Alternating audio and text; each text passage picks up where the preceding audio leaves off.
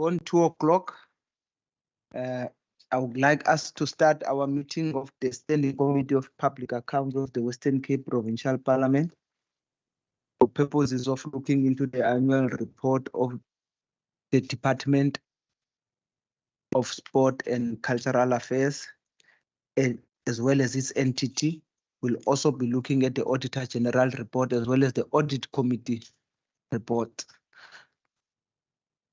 The first meeting, which is going to be in 3 parts, the first one is going to be an in-committee meeting, where as the committee will be briefed by the Auditor General and the Audit Committee on the audit outcomes of the department and its entity.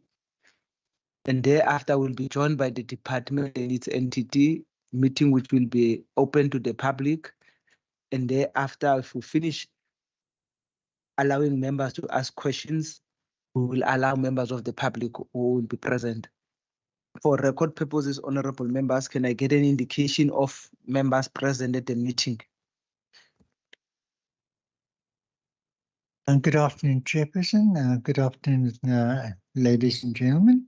My name is Derek America. I'm a member of this committee. Thank you very much, honorable member. Good afternoon, Chairperson. Good afternoon, colleagues. My name is Matlodi Maseko, and I'm the member to this committee. Chairperson and everyone else, Member Ashika Singh. Thank you. Thank you very much, honorable member. Good afternoon, Chair. Good afternoon, members. AG, everyone present. Mbulelo Isaac Saleka, good afternoon. Thank you. Good afternoon, Chairperson. My name is Nomi Kondla. Thank you. Thank you very much, honorable member. Good afternoon, Chairperson. My name is Mesuli Kama. Thank you very much.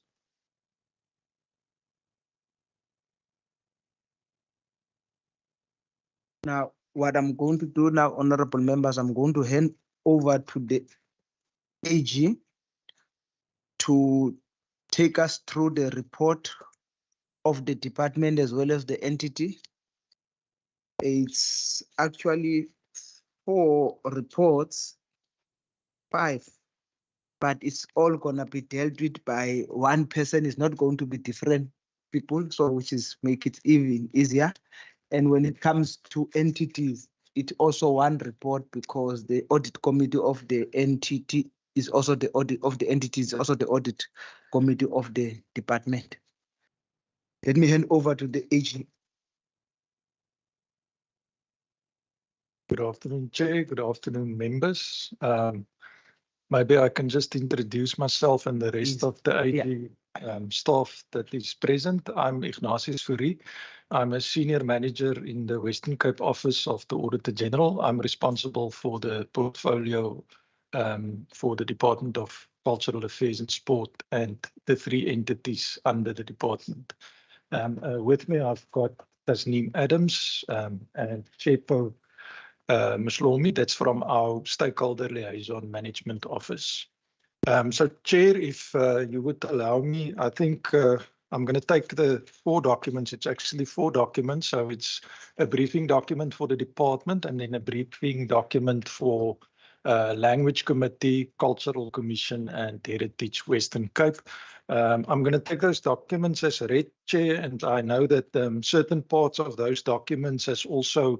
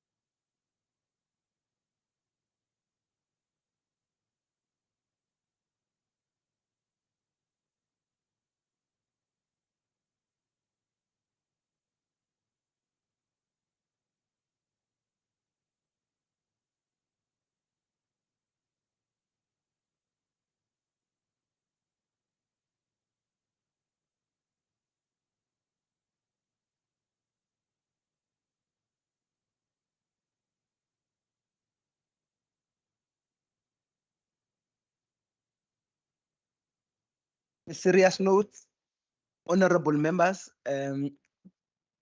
let us start the second session of our meeting of the Standing Committee of Public Accounts of the Western Cape Provincial Parliament for purposes of looking into the Auditor General report as well as the annual report of the committee of the Department of Cultural Affairs and Sport and its entities. The meeting was preceded by us as the committee being briefed by the Auditor General and the Audit Committee on the audit outcomes of the department. The meeting was in committee, it was closed to the public. Now, this second part of the meeting we are having is open to the public in the sense that after we finish asking questions, if there are any members of the public who would like to ask questions, we'll allow them to ask questions and interact with the department in its annual report and the Auditor General's report. I'm going to ask if are there any remarks, opening remarks, maybe the minister would like to make or the HOD. Thank you, Chairperson. Nothing from my side. Thank you very much, HOD. Thank you, Chairperson. Just a few opening remarks. The department has maintained its unqualified audit status for the 11th consecutive year, and the department has an oversight responsibility over the 3 public entities, which the Chairperson has mentioned, the Western Cape Cultural Commission, Western Cape Language Committee, and the Heritage Western Cape, all of which have also maintained their unqualified audit status, although this time around using a different audit methodology. And we would like to express that we are grateful to the oversight provided by the Standing Committee, provided by SCOPA, the Audit Committee, our citizens, as well as our assurance providers, internal audit, and the AGSA, which all of which are key players in the accountability ecosystem. In terms of spending on our budget, the 22-23 financial year, the department spent 97.69 of its budget, 9% of its budget. The under expenditure occurred mainly in goods and services and compensation of employees. And in goods and services, it was mostly goods and services procured but not delivered by 31 March, and the request to roll the committed funds over to the 23-24 financial year was submitted to Provincial Treasury. And with the compensation of employees, it's mostly around time required for job evaluations for posts older than 5 years, which increased the turnaround time for the conclusion of recruitment processes, but also challenges with finding suitable candidates, which resulted in re-advertising of some posts and some resignations in newly filled posts, especially in the heritage space, and we can provide further details. Chairperson, also the details are contained in the report, and we present the Cultural Affairs and Sport annual report to the committee. Thank you. Thank you very much, HOD. I'm now going to allow members who would like to ask questions on the report of the department and its entity. And I will also ask members to also ask questions on the Auditor General's report as well as on the Audit Committee. In terms of the reports of the department and the entities, we'll be dealing with Part C, E, and F of the report. So those members who would like to ask questions, if they may indicate so that we may start.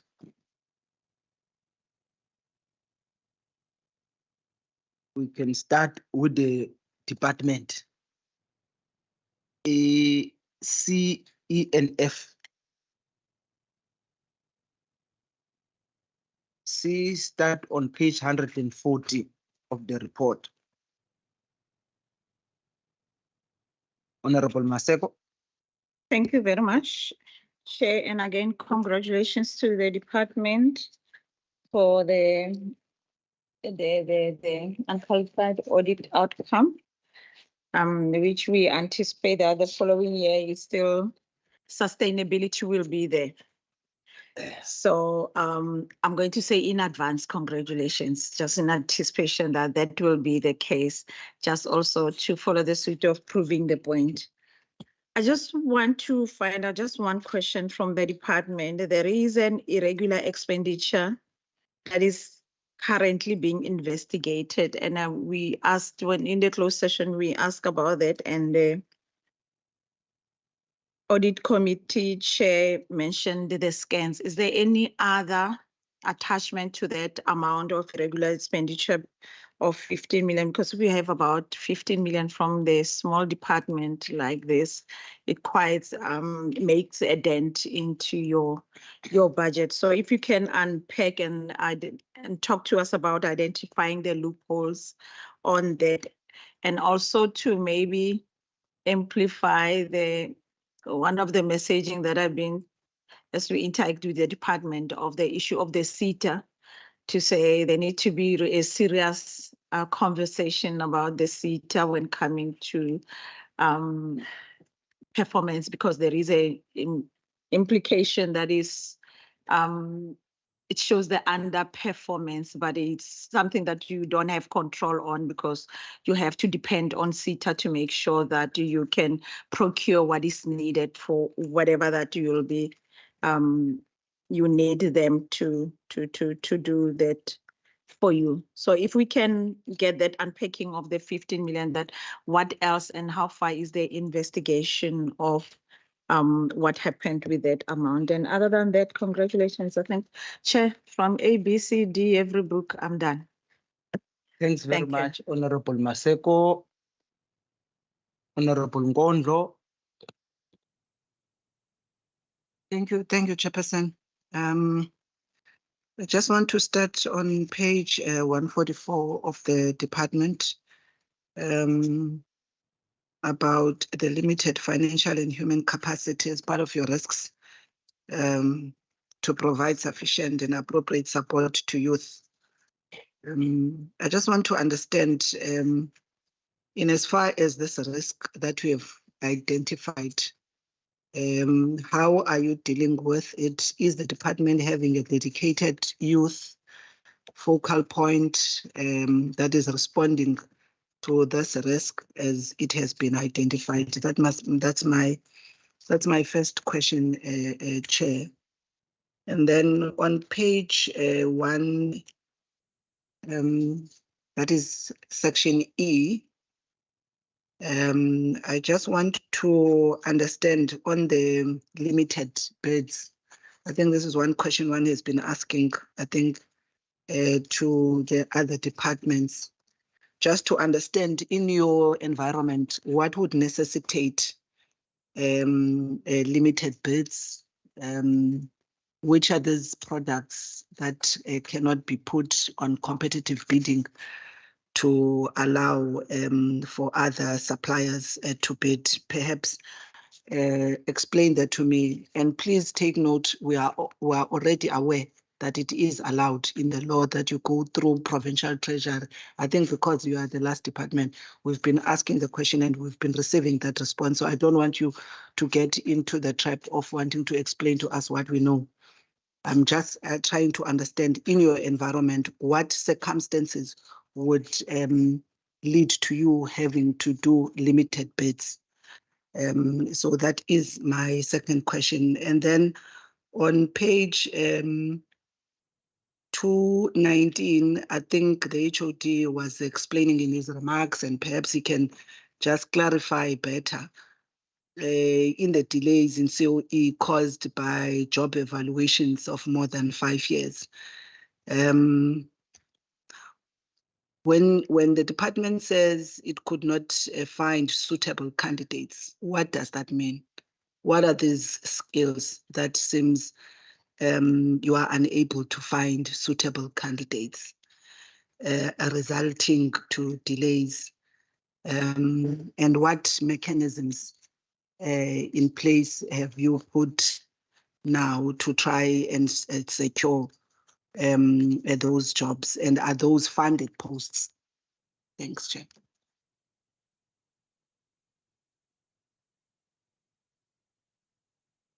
Thank you, Chairperson. I just want to get back to the last question of the member on page 219 and 220 of the department's annual report. Can you just give a more detailed reason for the under expenditure and why you could not fill up the vacancies and whether those vacancies are currently is it currently filled? If there's an update on that, please.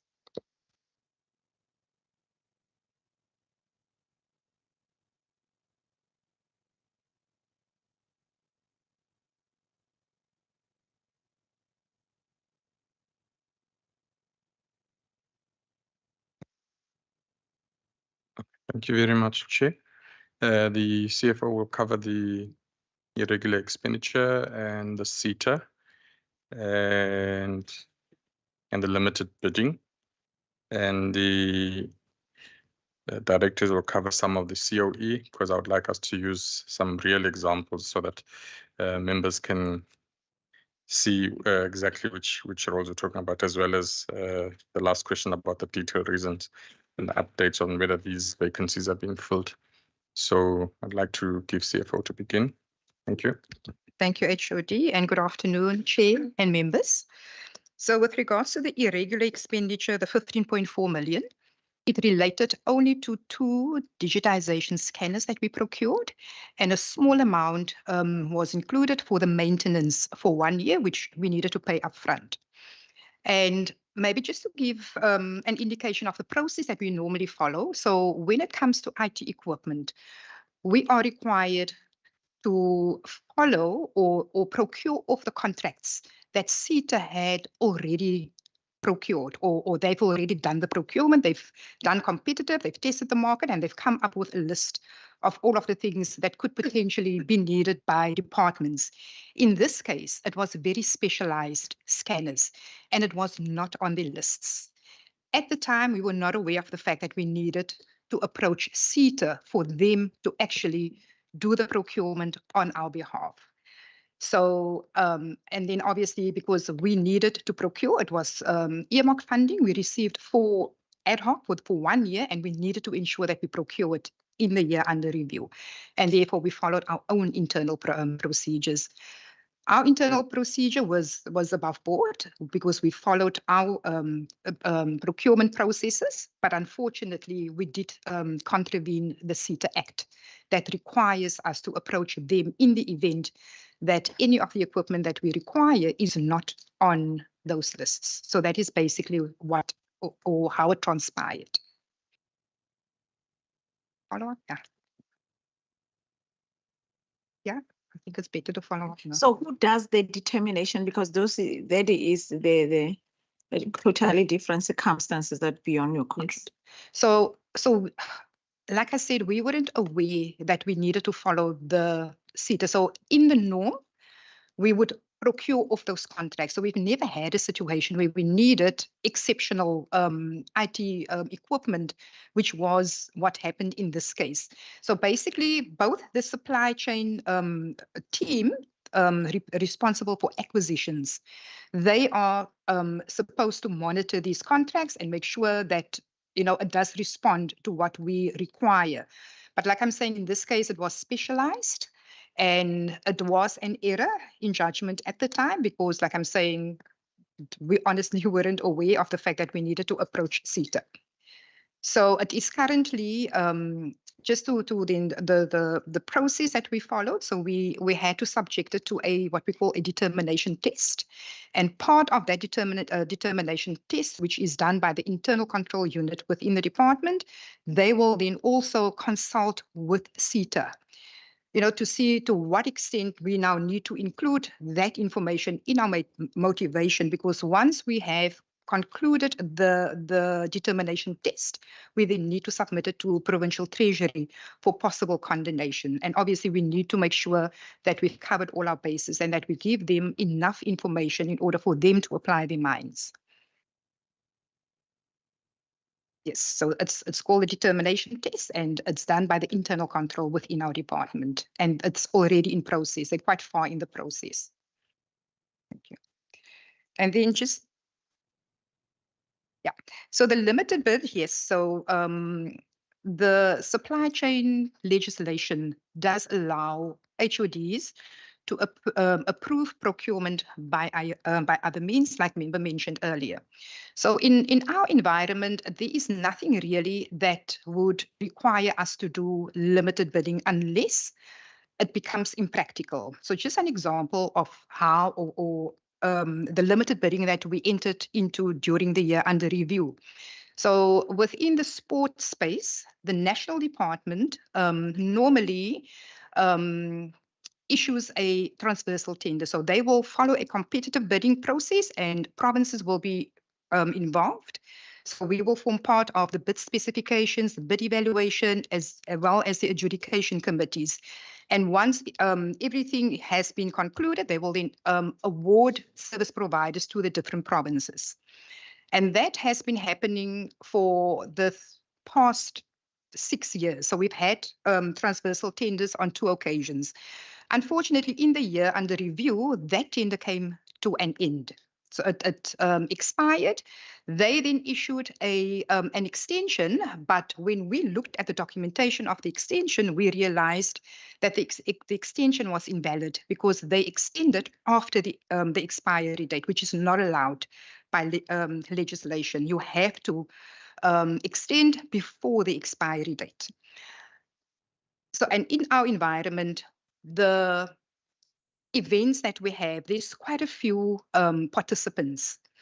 So in order or for us to test the market for the attire and equipment that we required would have taken too much time.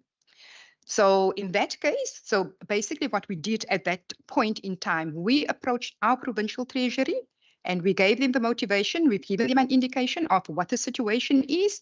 And based on that information, they in fact gave us not permission, because they can't really give us permission, but they agreed with the circumstances under which we want to enter into a limited bidding process. So basically, it's really at times when it is impractical to test the market. That is when you would enter into a limited bidding process. It would be for cases where there is limited competition in a market, so you can't really do competitive bidding because you would actually just waste your time. So if there are commodities that for which there are limited competition in any industry, we would then follow a limited bidding process. But in that case, we call it a multi-source. So we don't approach one service provider. We would approach all the service provider within that market. Even though it's a limited market, we will approach them and then source quotations from them and follow the normal procurement process and then award to the successful service provider.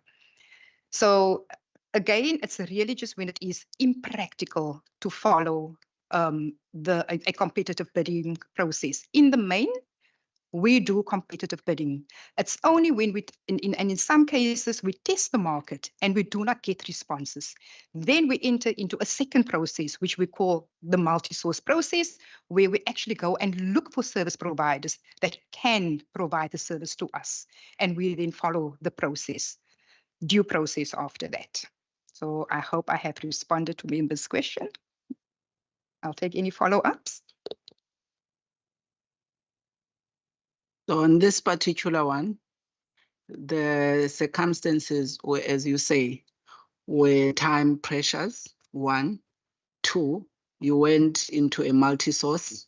So this multi-source you are referring to, you mean bidders that are in your database? Is that what you mean? I'm trying to just work my head around it. So they would either be in our database or not.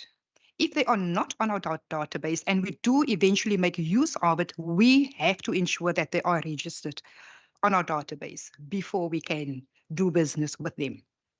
So sometimes like if we have unresponsive, so unresponsive is when you advertise and you do not get any quotation. That is an unresponsive bid. So in that case, because services must continue, we can't stop services. We must do whatever we need to do in order to ensure that we render the service. So in that case, we will look at service providers that have perhaps rendered the service to us at any given time in the past. So we would find service providers that is able to provide the services to us. But the process that we follow would still be in terms of the limited bidding policy, if I can put it that way. We will not deviate from the policy because in our policy, in fact, we're now busy with the review of our limited bidding part of our accounting officer's system of policy. So we have in there are specific instances that we would require. Something else simple, for example, when we have our sport awards or our cultural awards, when we have events that requires a theatre as an example. So a theatre, you can't go onto EPS and advertise for a theatre. So that is when what I mean with when it is impractical to actually go out and do competitive bidding. So in that case, we would approach 3 or 4 theatres, depending on what the location is, you know, how practical it would be to get all the people to a certain event. So all of that is taken into account when we enter into a limited multi-source procurement process, which is informed by our policy. Thank you. Thank you, Chair. In some instances, when we host events at venues that only allow their caterers to cater on that site, then we can't get other caterers in. While the colleagues prepare for the other answers, the youth one, I'm going to ask Jackie to cover that. How are we dealing with the youth risk, which we've identified? Do we have a youth focal point? Jackie will cover that one. And in covering that, Jackie, you might just cover the blended finance model and also just provide an update to the committee on the latest outcomes of funding applications. Thank you, Chair. Thank you very much for that. So maybe just to start with the youth focal point. So we have in the Western Cape Government a transversal youth forum with representation from all 13 departments on it that meets on a monthly basis to coordinate youth efforts across the province, and the coordination of that is done by DCAS, who holds the focal point. So that's the first thing. The second thing is just around the youth risk and what we're doing around that. Obviously, as we've seen from the PERO and as we all know, youth unemployment is one of our biggest risks, and it's been flagged in the Global Risk Register and is obviously something that we are very keenly aware of. And part of the role of that transversal committee is to look at how we collectively improve the impact. So one of the things that Provincial Treasury assisted with in the last year was to do an assessment of all the major youth programs and to look at the extent to which they conformed with the Western Cape Government's norms and standards for youth programs and where there could be areas of improvement. And that is very important in trying to better target financing and ensure that programs are maximizing their contribution to the provincial indicators around reducing the number of NEETs and in transitioning young people into the economy. Then more specifically in terms of DCAS, we're very pleased that the Year Beyond program was identified as one of the best practices in that norms and standards review that was done. And we have recently, in fact, on Friday last week, been awarded phase 2 of the National Youth Service program. So we will be collaborating on phase 2 of the National Youth Service. We are also part of phase 1 of the National Youth Service, and it's part of our broader commitment to get young people active, make them active citizens, but also help to build pathways and bridges into the economy and into studies for them. And we were very excited that last year, of the young people who exited out of the program, 79% of them moved into either studies or their next economic opportunity. And our commitment is year on year to get 75% of them to move into their next opportunity within 3 months. Then lastly, just on the financing and the blended financing model, one of the things that, given the fiscal constraints and a lot of the budget pressures that you've already been speaking about, one of the things that we've tried to do in DCAS is to look at how we can leverage the funding that we have to crowd in other resources. So we co-finance programs together with national and local government, but also very importantly, together with donors and the NGO sector. So we have some core donors that fund the ecosystem around that support young people, the career fairs, the practice interviews, the conferences and things like that, that help to build their social and economic networks and also help to pathway them into their next, and also things like the alumni network. And we're very excited that we've just launched in the last month together with together with Harambee and National, outcome financing mechanism where the partners we work with, the NGOs we work with, will be incentivized and will get money if the young people who exit the program 1 year later, they're still economically active. Because we know that one of the challenges is if is young people churn a lot. So they're active on our program for a year, but then what happens to them after that? We track them for 3 months and try and get them active. But at the, are they still active a year later? And we know that if we can keep them active for 3 years, the chances of them returning to the NEETs becomes very, very slim. And so we are working with our partners, donor funded, not Western Cape government funded, to incentivize all the partners to keep track of the young people they work with, because they work with groups of 30. And so you can get much more personalized support to those 30 youth and try and ensure that they stay economically active. And if they do, they will get a financial incentive through the financing mechanism for that. So that's how we build sustainability into the program. Thanks. Okay, can I make a follow-up on the youth focal point? I'm trying to understand in the department, if you are saying you do have a youth focal point, and I'm assuming from the answer you gave, because you say you are coordinating activities of the other departments. So my interest is that if there is a youth focal point, what's the staff complement at what level? Do you guys have a strategy for youth that you are implementing? What's the budget of this youth focal point? Because remember, one is raising this question based on what you have raised as a risk. And in any way, we know your department is the least actually funded.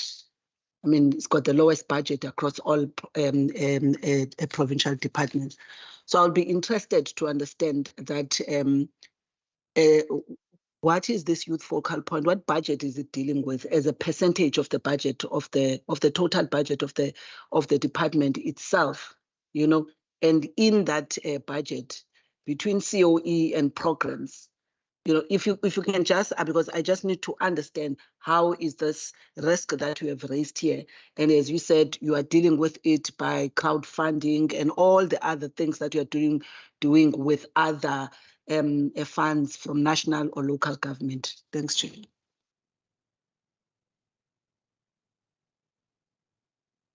Yeah, thank you, Chair. Jackie will finish off.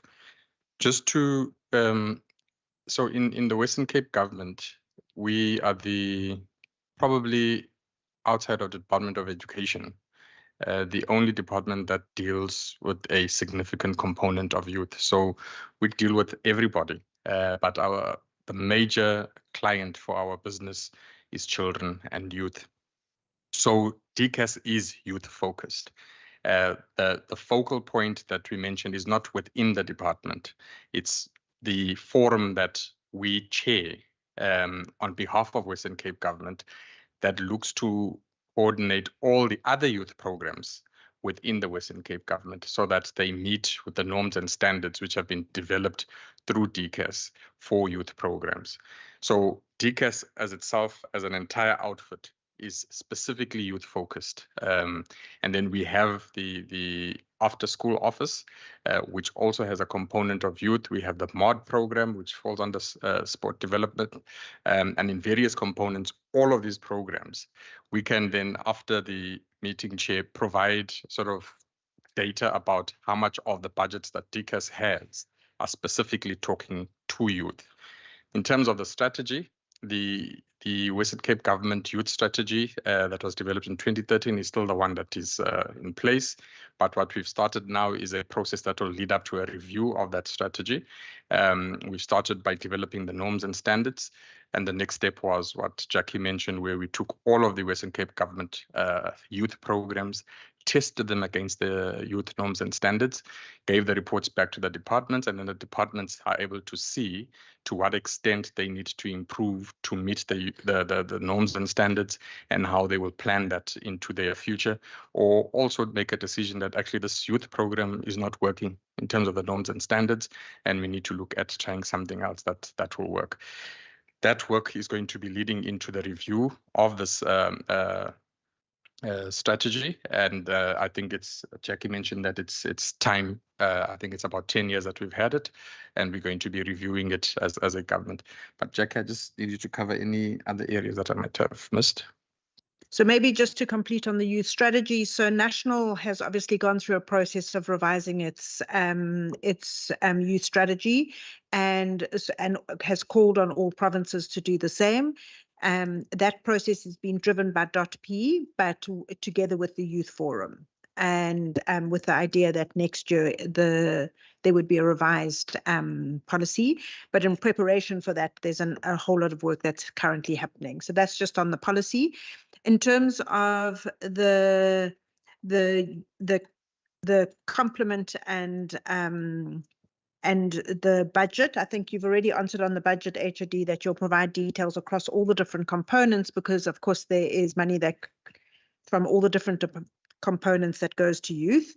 But I think just to say that in terms of it, the current component on the department's organogram is a very small component, but it is shored up with seconded staff from the partners. So we actually have a fairly substantial team working on bespoke youth issues, made up not just of Western Cape Government staff, but staff seconded into Western Cape Government to assist with that, given the current kind of budget situation. So staff is funded through the national NYS grant, it's funded through donor grants, and seconded into the team in terms of that.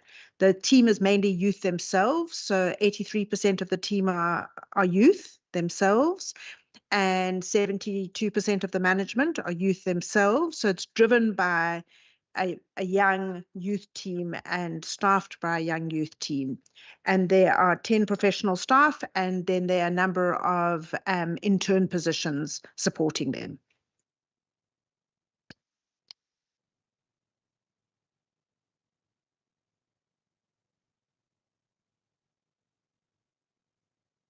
On vacancies. Chair, we hadn't got to the ones on delays in COE. So I just wanted some of the directors, starting with the director of museums, because that's where some of these movements are happening. Heritage, sorry. Thank you, HOD. Just to give an example with regards to some of the COE savings, within the heritage space, we've been struggling to get the right talent. For example, in our ASD legal services position, during the year under review, we had to re-advertise it multiple times. In one instance, no successful applications. In another, the nominated candidate declined, for example. It may be related to the level that it came out as through the job evaluation process as a level 9. But subsequently, that post has been filled. Then within our heritage officer space, we are struggling with a lot of competition, especially when it comes to the city of Cape Town, because we can't compete with the salaries that they can offer. Our salaries come out at a level 7 in terms of the DPSA scales, and the city of Cape Town is able to offer salaries at a much higher level. To give another example, just recently in the last 2 months, we've lost 4 heritage officers that resigned to take up other positions with more lucrative salaries. What are we doing about it? We have incorporated within the staff structure a position called specialist heritage officer to try and augment that. And we've been able to place 4 posts in the structure. Then we're also focusing on other softer aspects like organizational culture to try and retain staff. And we're also trying to create some sort of funnel system through our EPWP program where we have interns in the heritage space that we can train that could ultimately apply posts as heritage officers. Thank you. Finish.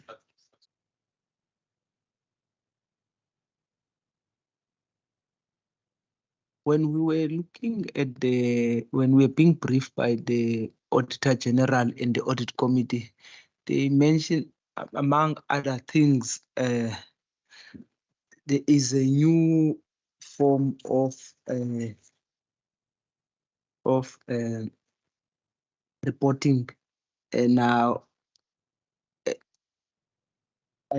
as of, which is actually different from the way the Auditor General will be reporting on the entities and the department.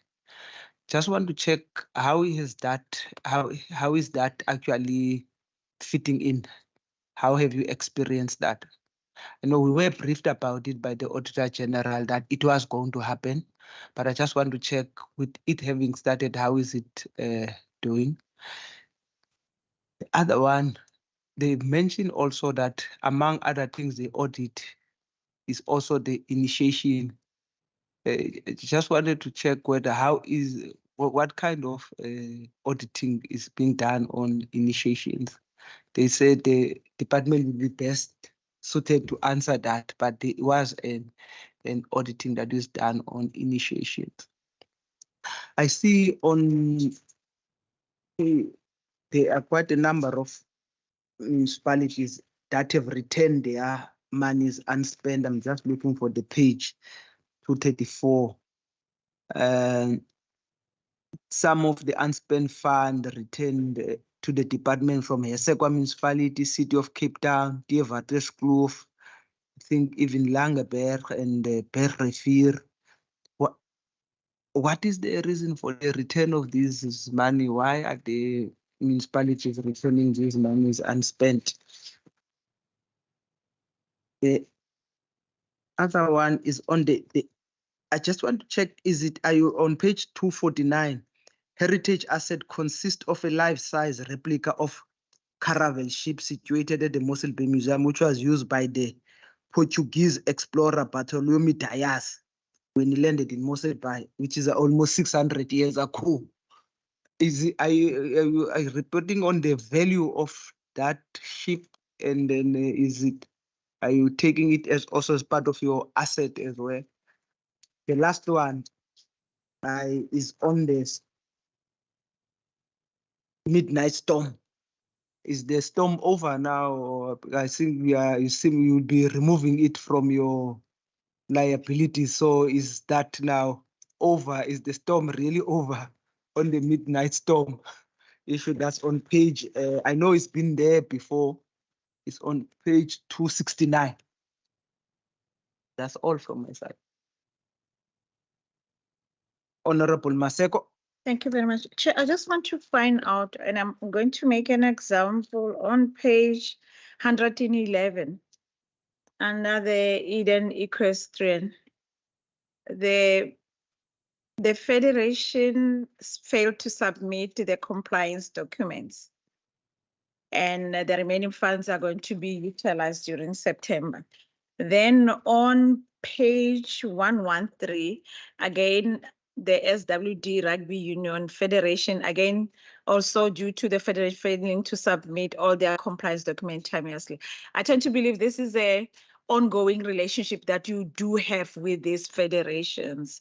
Now, when coming to a scenario where they don't submit on time, what are the reasons for them? Because at the end, they are individuals that are responsible for them, but the beneficiaries are the intention that you want to implement within those communities for the youth to be engaged there. And if they, by doing this, they should change those beneficiaries, like the output it just get to be shifted.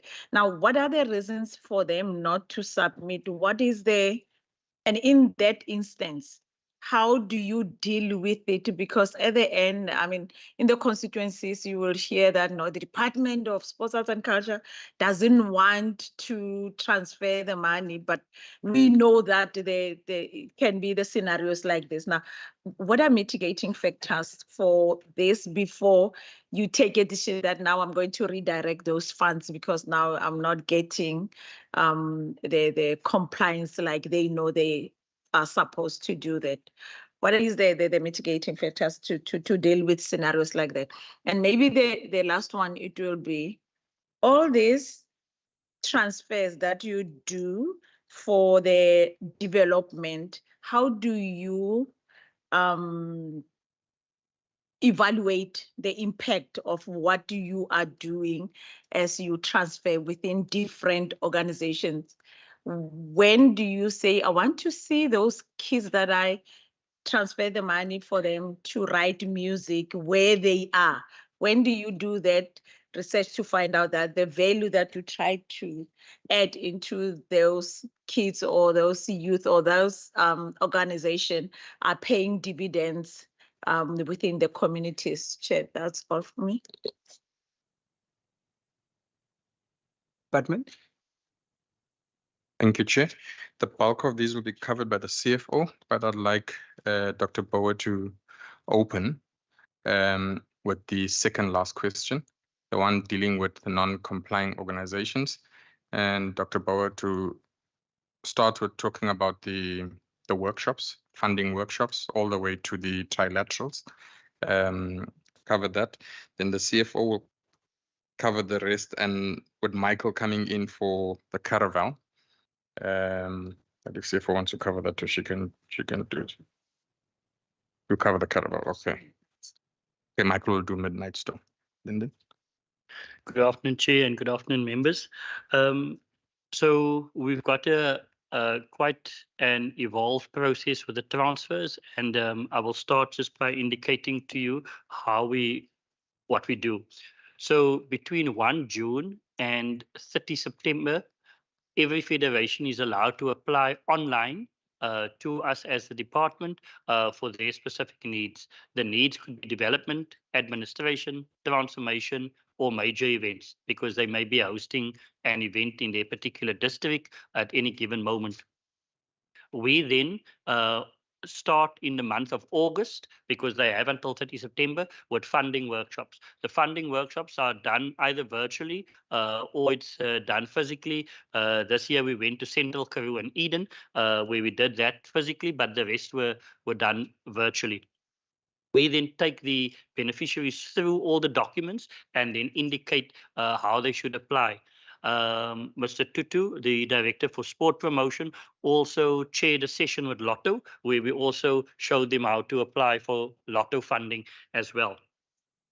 What we then do is that at most of the activities that the federations do, we have people in all the districts, because we have sport officers in all 6 districts of the Western Cape.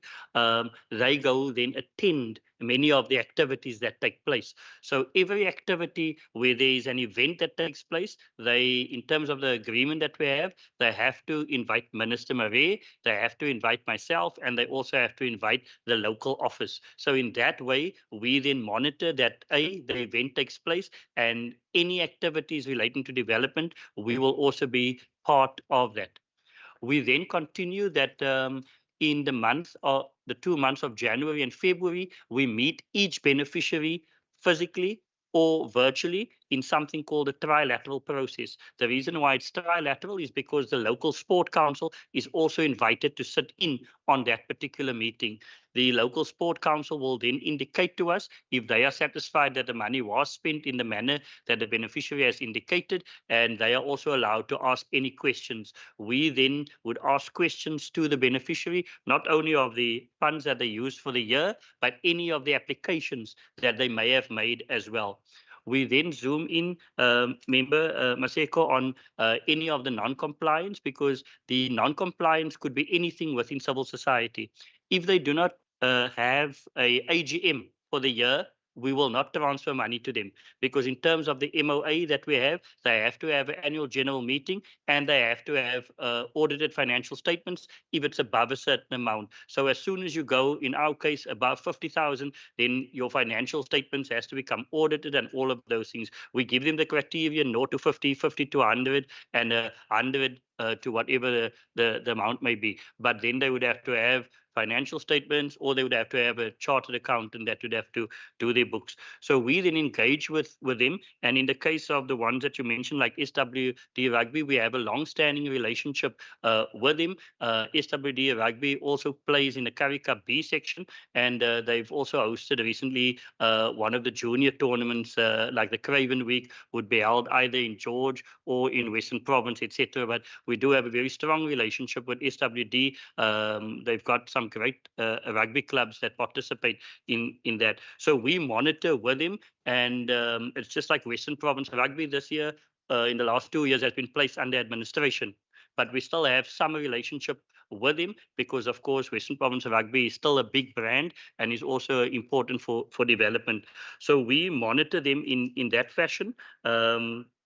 Then HOD, in terms of mitigating actions, we meet regularly with all of them so that where there's a problem, we will have that early. And if they cannot solve the particular problem by a given time, normally I would give them till about mid-February. Then I would indicate that if you cannot resolve your issues, I will have to transfer to a compliant federation in the month of March, because I can't return money to the fiscus that could be used elsewhere. So we'd speak to them throughout the year, and at a given point, as I said, at those trilaterals, if they can't make it and they won't be having their AGM or whatever the case is, we would then have to make a call with them. They normally, some of them come back after a year or two, because it may be new people, new executive that don't understand the processes, and we then assist them with that.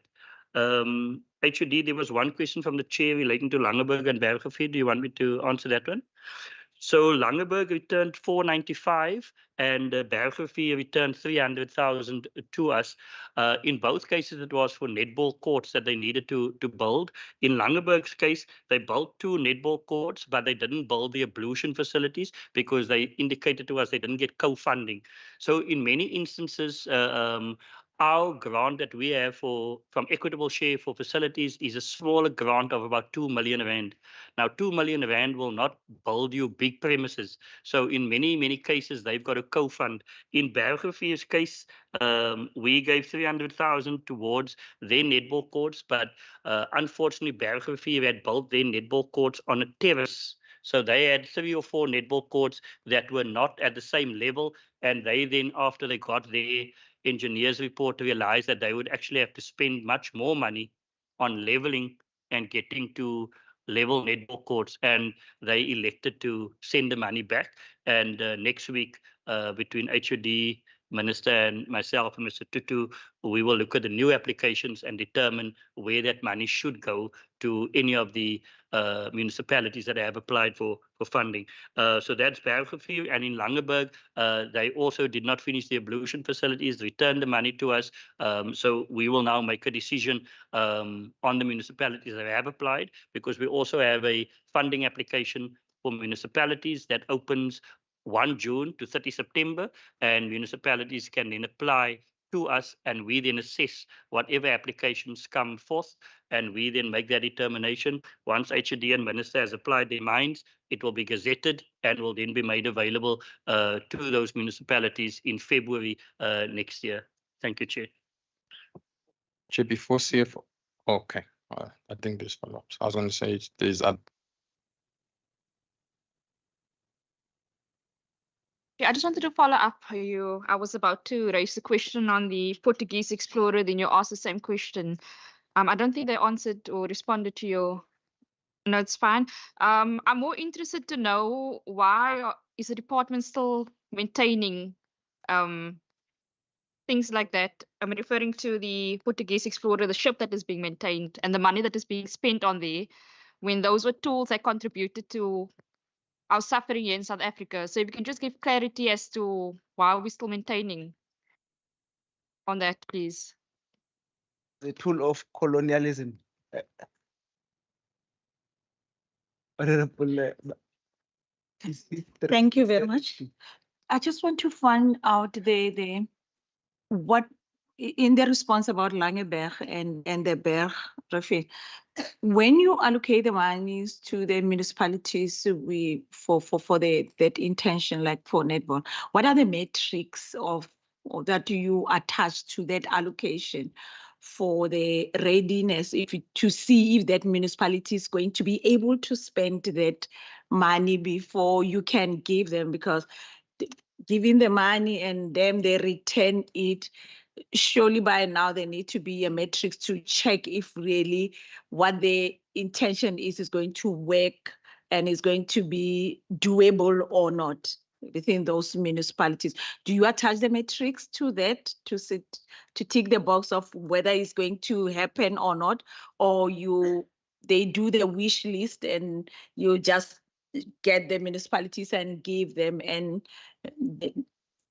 wait for them to depend on them that the intention is going to be implemented within municipalities? Thank you very much, Chair. No.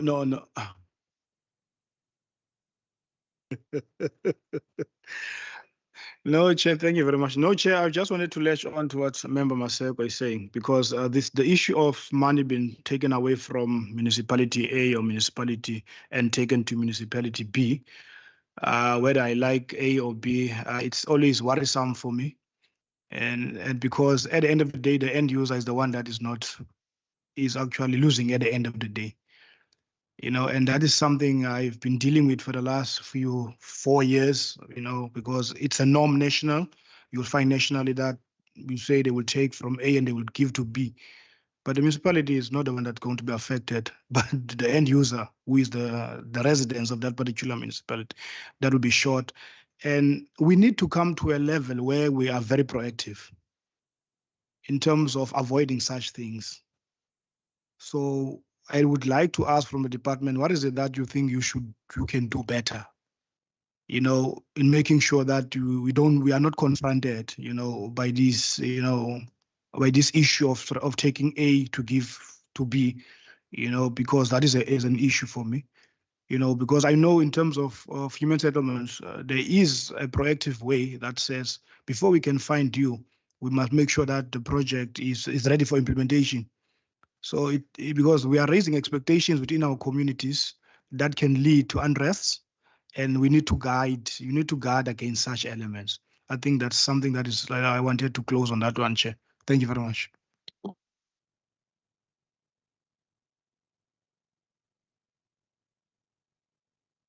Apologies to provoke you, Chairperson. I was a bit provoked by you. My question is on the language committee book on page. Let me check my page. It's on page 56 in their section E. On the employee cost, the service in kind, considering how the language committee is supported in terms of its human resource as it's explained there.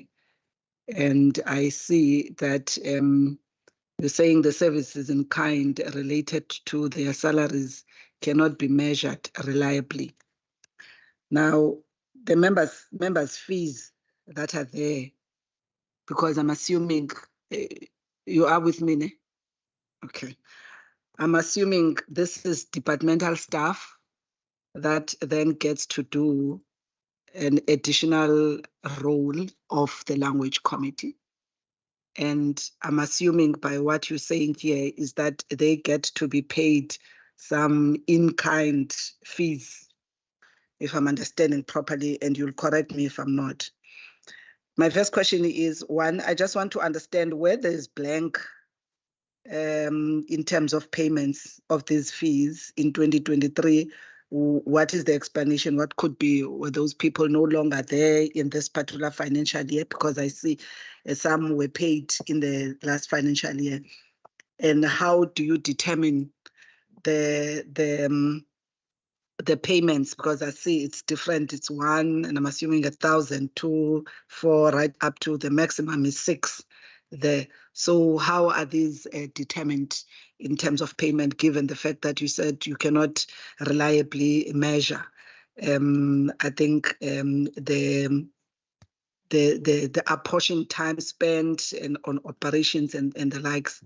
Have you not thought of doing a work study on these so that you can have a detail, you can actually be able to be clear what's the time that's being spent in addition, so that you can have a reliable measure that actually helps you to determine what is the extra time that people have to contribute to the language committee? And is this model of staffing the language committee sustainable?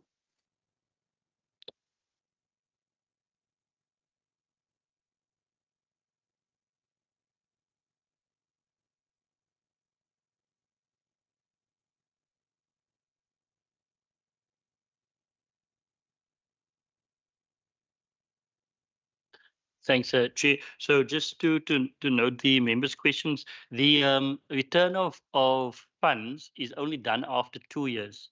So if a municipality cannot spend in year 1, we as a department, as part of the engagement process, will support a roll-over application to Treasury. However, in terms of the Treasury regulations, if you haven't spent by year 2, you have to give back. So that is why we will engage. Mr. Tutu will have meetings. I will have meetings. But failure to spend by the 2nd year means that you do not have that ability. In what we do, Member Maseko, is we actually check their applications. They also submit their financial statements to us. And only if CFO and ourselves are satisfied with their financial statements, do we in fact agree to transfer that funding.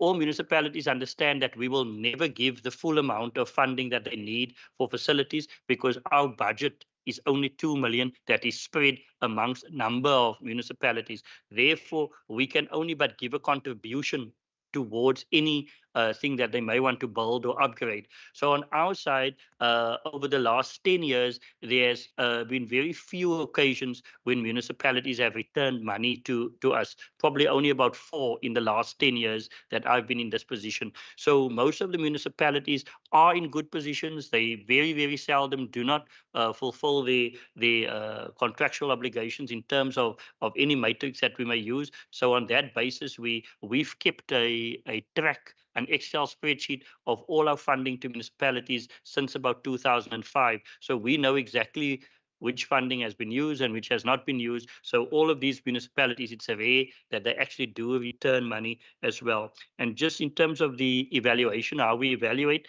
we also have already had 2 case for sport reports. In 2015, the University of the Western Cape conducted a case for sport questionnaire with all the beneficiaries that we give funding to. And based on that report, the first one, an extra 10 million rand was made available by Provincial Treasury towards our sport budget. 2018, the second report was issued and also had good returns for us. And then in this financial year, 2023-2024, the last case for sport report will be tabled, which will look at the effects of the drought, because we had a drought prior to COVID, and then we also had the COVID and what effect that had on the sport and recreation industry as well. So that is part of an outside independent authority such as the University of the Western Cape also doing the evaluation, so that we can have independent look and feel, because they interview and give questionnaires to our beneficiaries, and then we ourselves conduct our independent meetings. So on that basis, that's how we look at the matrix and the check on those federations and the municipalities. Thank you, Chair. Thank you, members.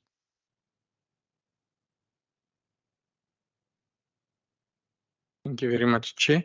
There are some questions that came before the follow-ups, which we need to cover quickly. So I'll just hand over to the CFO to cover those, and for Director Museums and Heritage to cover the Midnight Storm. And then I'll come back and cover maybe I'll start with this one. The caravel in the DS Museum. All museums by their nature are about history and telling the stories. They are about memory. So if you go to the Apartheid Museum, for instance, in Cold Reef City, you will find real examples of dompas that were used. It does not mean that the Apartheid Museum is glorifying apartheid. It is telling a story and making sure that people's lived experiences are not at a later stage mythologized, that there is evidence to what happened. And museums are about objects. Art galleries about something else, but museums are about objects and as much as possible original objects. The language committee question, the members listed on the list on page 56 are not staff members. These are members of the language committee that are appointed by the minister through the standing committee. And the staff that are being referred to here are the staff in DCAS. So these costs associated that are on this table are costs associated with the members. Where there are dashes, those are members that were no longer part of the committee in the year under review in 2023. For instance, Mr. Nyembezi was the past chair of the language committee in 2022, and that term came to an end. And in the year under review was no longer a member. Thank you, Chair. Maybe just first as a follow-up. So again, just to explain, members, so those are two different notes referred to. As HOD has indicated, the one deals only with members' fees, which are actual meeting allowances paid. So that's the actual expenditure reflected there. The one under employee cost services in kind, that relates to a small unit that is dedicated to support me as a CFO because I'm responsible for the 3 public entities as well. And because so this is very technical, it emanates from the accounting standard, which is a GRAP 23, that requires us to assess the potential services in kind and then to determine or to measure it. So in this case, the dedicated team, we were able to measure it. In other words, we know exactly what they are being paid for the year, and then that is what we are disclosed.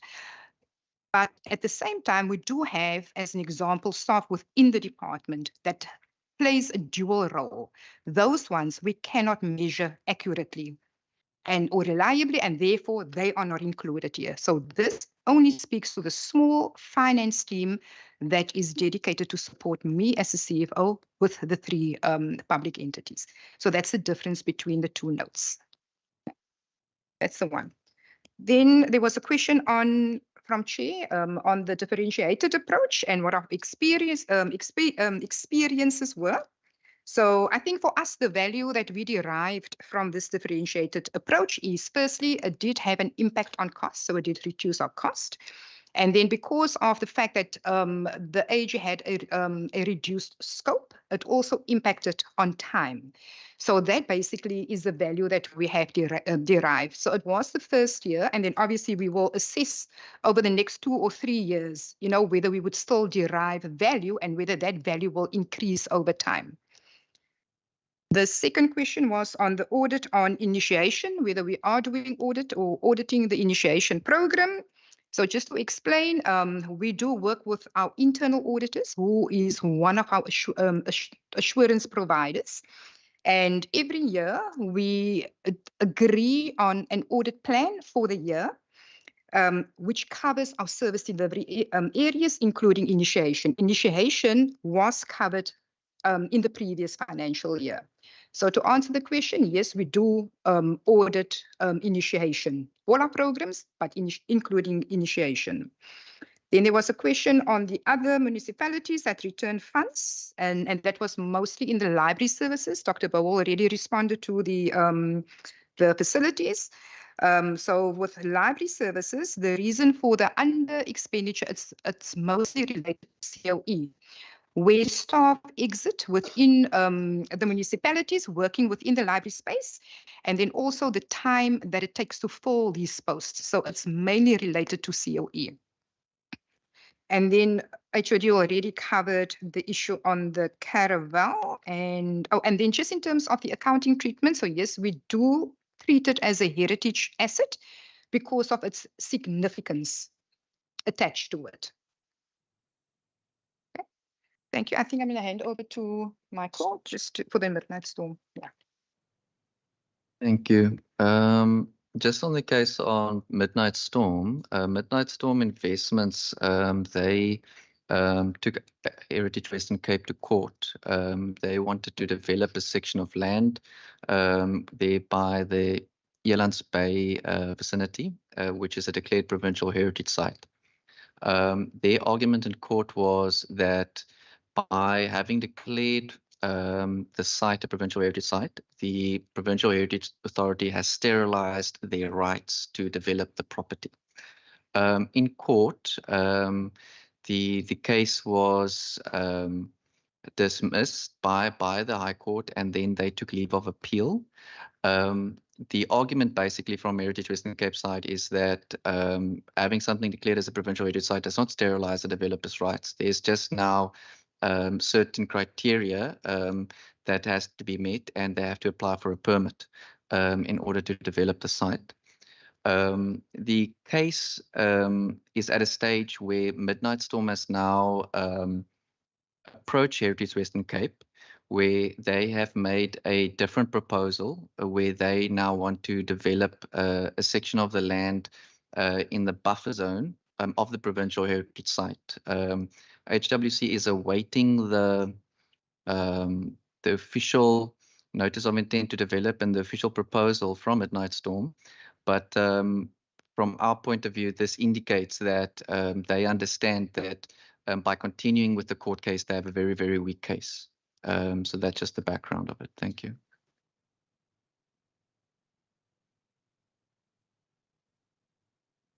It's a new questions, Chair. It's not the following. Okay, thank you.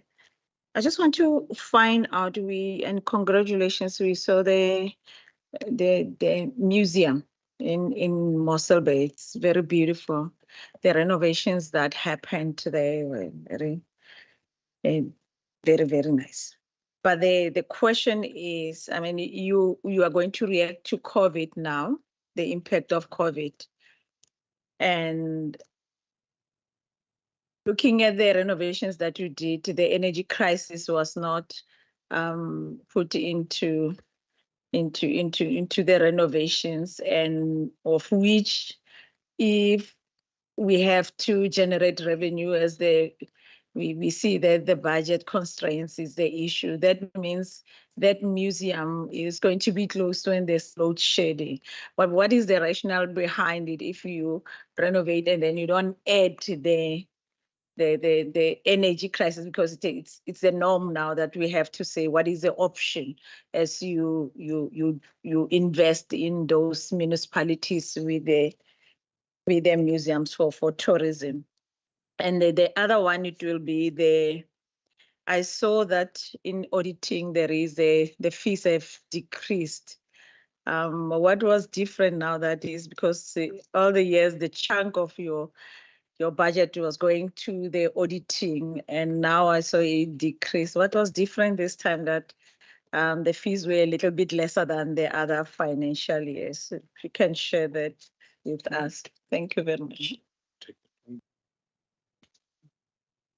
So CFO will take the one about the audit fees, and then Michael will take up the one about the mitigations that we are starting to put in place for museums to mitigate the energy crisis, and specifically on DS as well, but just speak about the general approach that you are doing for the other museums. Thank you, HOD. So things that would normally impact on increased audit fees would be the time that the AG spend on a particular area. As an example, if they find challenges with, let's use PDOs as an example, and they require more time, they give us more time to provide more evidence, and they need more time to audit those additional evidence. And that Obviously, it impacts on time, but it does also impact on cost. So those are the areas where we would have an increase in cost. Other than the fact that the AG has to increase annually their fees, you know, it's inflation, and they have really been trying their best to keep it as low as possible. And I must commend them for that. But they have to, because, I mean, everything increases every year and they have salaries to pay in the end. So those areas, remember, it's basically where we would have an increase. But if we look at the value that we got, so other than the fact, because even for the year under review, there was additional time spent on PDOs because we had an issue. We had within the library services, there was one indicator which was affected by the SLIMS crash. So these were all things that were not in our control, but we needed to demonstrate to the AG that we are able to account and provide them with the evidence in terms of how many members we have registered on our system, as an example. So it took us quite a time to resolve that, but it was resolved in the end. But it all impacts on time and cost in the end. Thank you. Chair, Michael must also cover the museum's ordinance. And the museum's ordinance that came in 2021 and how that impacts on the smaller firms versus, yeah. Thank you, HOD. Thank you very much for the compliment on Dias Museum. Some of the renovations are still ongoing.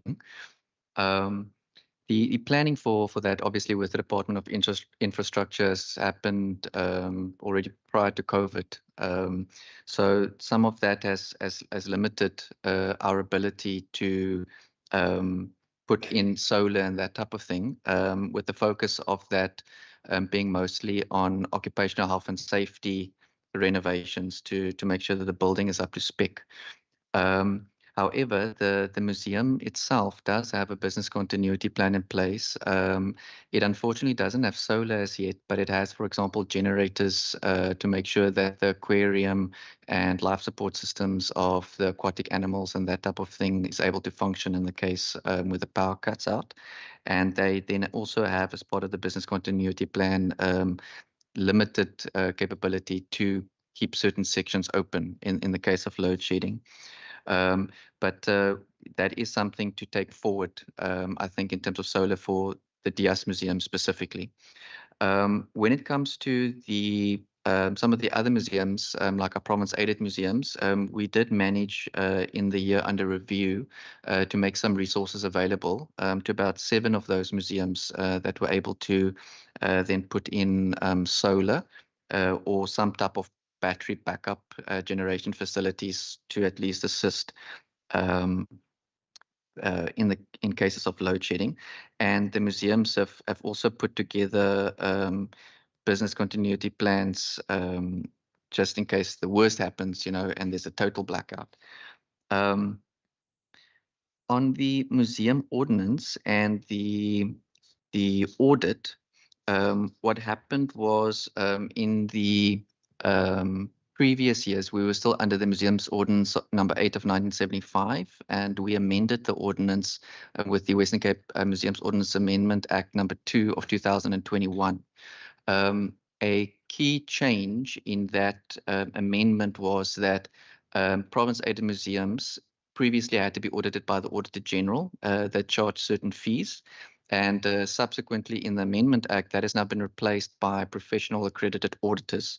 So these group of museums can now be audited by private accredited companies. There is still some oversight provided by the Auditor General to make sure that the companies appointed have the necessary accreditations and so on. But obviously there's no fee that goes to the Auditor General for that.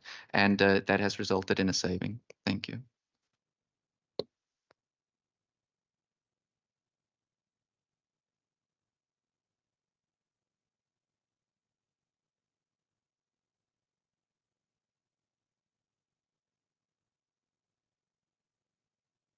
And HOD and Minister, just a follow up on the question that was asked by Honorable Kasim. I don't know, maybe that will be maybe a topic or a subject for discussion at another level or at another committee or at another stage. For example, you've got the Dias Museum in Mossel Bay. And we all know who Bartholomew Dias is. I don't know whether at some stage you have not considered either the Heritage Committee or as the Department of Cultural Affairs to change these names. Surely when Bartholomew Dias arrived there were people there in Mossel Bay. And even indigenous people for that matter, So I do not know, at some point maybe you might have a discussion, but of course it might be a discussion for another committee, maybe not this committee. But now every time when we say Dias Museum, one day our grandchildren will ask, who is Dias? No, they'll say, no, he came from Europe and he colonized, and you name the museum after him. Many countries in Europe were colonized, even by the Romans and so on. You will never see them being named after their former colonizers. So, but obviously it's not a discussion for now, but I was just thinking that it's something that can be considered. Obviously, by not this committee, by another committee of sport. Yeah. So I see there is no further appetite for questions from members on the, or we've exhausted on the department, and I heard Honorable.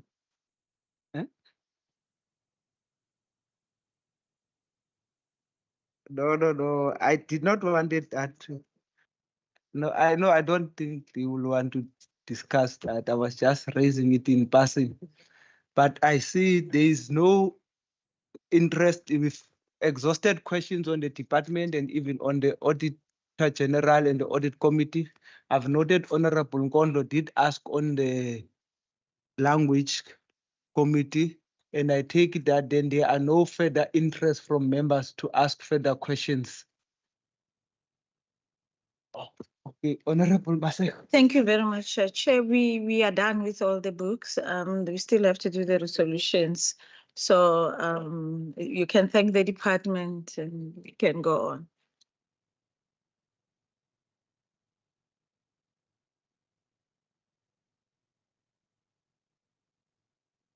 My question, I did not mean to waken you up or to provoke you, because I thought I was going to be the last to ask questions, but I saw other members develop an interest. But I think then in the absence of further questions from honorable members and points of clarity, I think we have come to the end. Let me make use of the opportunity to thank you, Minister, for always being available in the HOD and the rest of your delegation from your department and from your entity.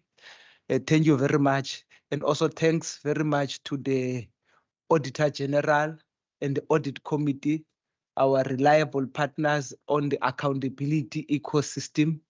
We are always very grateful to have your presence and actually answer some of our questions and points of clarity that we'd like to hear from you. And also, let me also use the opportunity to thank you, honorable members of the committee, of the Standing Committee on Public Accounts, as well as other members who always have an interest in attending the committee. This is the last department that we are seeing in its own entity, and it's also the last meeting of the annual report of the Standing Committee on Public Accounts. So it's in that regard, I would like to thank you very much. And also to our staff as well, who was always available, Dustin and Lizette in their absence. And I know Wasima was always available whenever they are unable to come. Thank you very much as well. It's highly appreciated. Thank you very much. The meeting is closed.